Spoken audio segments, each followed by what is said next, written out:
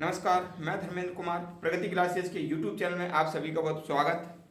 बात करेंगे सामान्य हिंदी टॉपिक 9 और इससे पहले 8 हो चुके हैं। पहले टेस्ट सीरीज ये मैंने शुरुआत की थी, तो अब ये टेस्ट सीरीज 9 है हिंदी के ऊपर। तो इसमें लिपि के आधार पर और भाषा के आधार पर मैंने क्वेश्चन लिए हैं जो कि एग्जाम की दृष्टि से प्रासंगिक हैं। तो देख लेते हैं। पहला प्रश्न है, हिंदी भाषा की लिपि क्या है? तो हिंदी भाषा की जो लिपि है वो है देवनागरी। ठीक है, तो हिंदी और संस्कृत ये देवनागरी के अंतर्गत आते हैं। ठीक है, देवनागरी लिपि के अंतर्गत ये आते हैं, याद रख लेना। अगला क्वेश्चन है, अरबी लिपि कैसे लिखी जाती है? ठीक है ना। तो देखो देवनागरी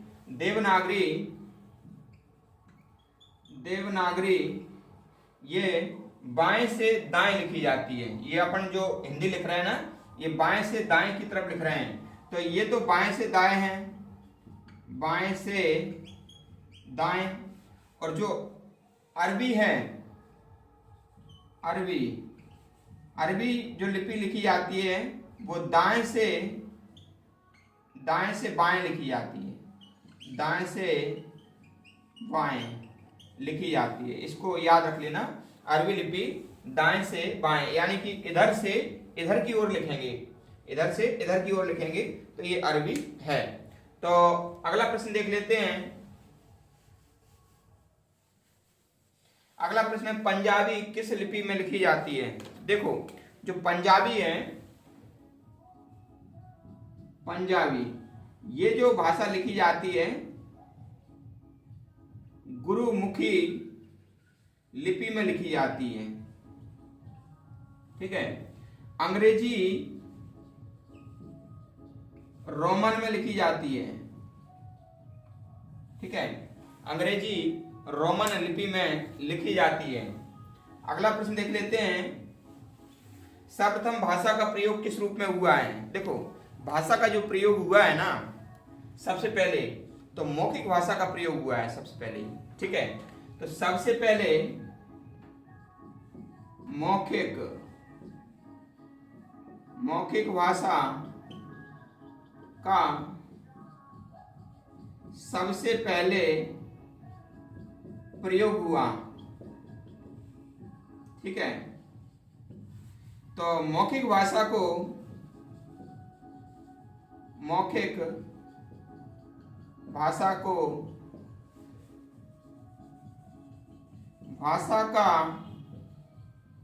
मूल रूप कहते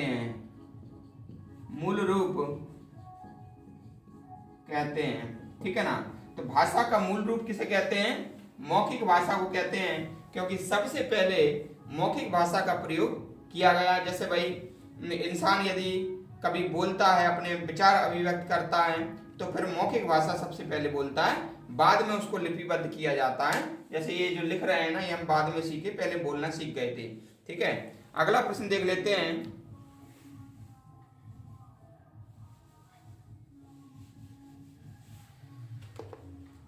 भाषा के लिखने का ढंग क्या है? ठीक है ना, भाषा के लिखने का ढंग क्या है? तो भाई भाषा को लिखते हैं लिपि में। ठीक है, तो भाषा को लिपि में लिखते हैं, याद रख लेना। भाषा के लिखने का ढंग है वो है लिपि, और अलग अलग भाषाओं की लिपि अलग अलग है। ठीक है, अगला हमारा क्वेश्चन है, भाषा किसका साधन है? तो भाषा अभिव्यक्ति का साधन है। तो भाषा अभिव्यक्ति का साधन है। ठीक है ना, भाषा के द्वारा हम अपनी बात किसी से भी अभिव्यक्त कर सकते हैं। ठीक है, उसको बता सकते हैं और वो भी उसको समझ सकता है। अगला और लास्ट क्वेश्चन है, आधुनिक देवनागरी का प्राचीन रूप क्या है? तो देवनागरी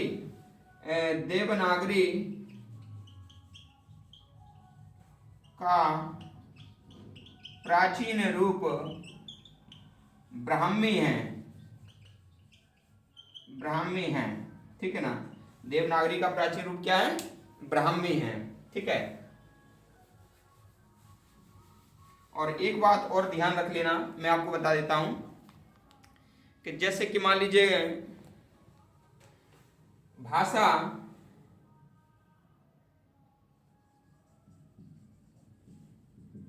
अभिव्यक्ति के तीन साधन हैं, अभिव्यक्ति के तीन साधन हैं। एक है भाषा, दूसरा है लिपि और तीसरा है सांकेतिक, सांकेतिक, ठीक है ना। तो भाषा अभिव्यक्ति के तीन साधन हैं। एक तो मौखिक भाषा, पहला कौन सा है? मौखिक भाषा, मौखिक भाषा। तो ये मौखिक भाषा है, मौखिक भाषा है, इसे भाषा का मूल रूप कहते हैं। तो भाषा का मूल रूप है, ठीक है ना। ये याद रखना, अगर कभी क्वेश्चन आ जाए कि भाषा का मूल रूप क्या है, तो भाषा का मूल रूप है मौखिक भाषा, ठीक है। दूसरी है लिखित भाषा, लिखित भाषा।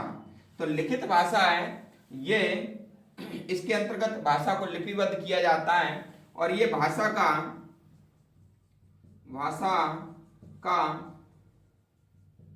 स्थायी रूप है, स्थायी रूप है, यानी कि आप लिख देंगे तो वो स्थायी रहेगा वो, ठीक है ना। और जो बोलेंगे वो स्थायी नहीं है, तो लेकिन वो भाषा का मूल रूप है, क्योंकि सबसे पहले बच्चा बोलना सीखता है, उसके बाद लिखना सीखता है, ठीक है ना। अब जो सांकेतिक भाषा है, तो सांकेतिक भाषा, सांकेतिक भाषा, इसे व्याकरण की दृष्टि से मान्य नहीं किया गया है, मान्य नहीं किया गया, ठीक है ना। इसे व्याकरण की दृष्टि से मान्य क्यों नहीं किया गया?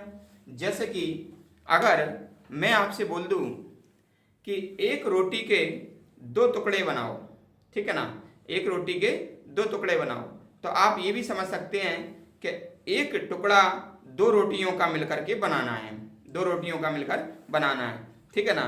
क्या है, एक गांव की बात है कि मान लीजिए एक व्यक्ति और उसका दोस्त खाना खाने गए गांव में, और खाना खाने गए तो वो उसका दोस्त था, वो ग्रामीण था, गांव का था। अब वो उसको लेवा गया, तो भाई उसने क्या किया कि मान लीजिए एक रोटी, छोटी छोटी रोटियां शहरों में बनती हैं, तो एक रोटी से वो एक ही बार में खा रहा था भाई।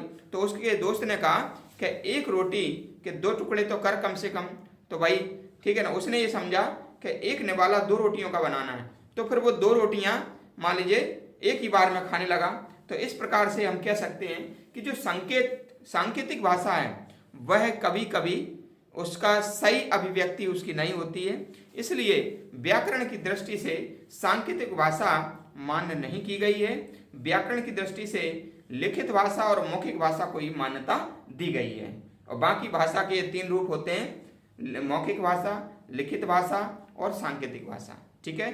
तो आज का हमारा ये वीडियो सामान्य हिंदी का था, जिसमें हमने लिपि और भाषा के क्वेश्चन लिए हैं, महत्वपूर्ण क्वेश्चन लिए हैं। और आपको ये वीडियो कैसा लगा आप कमेंट्स करके बताएं। वीडियो को अधिक से अधिक शेयर करें और जो व्यक्ति नए हो चैनल को सब्सक्राइब करें। सभी का बहुत बहुत धन्यवाद।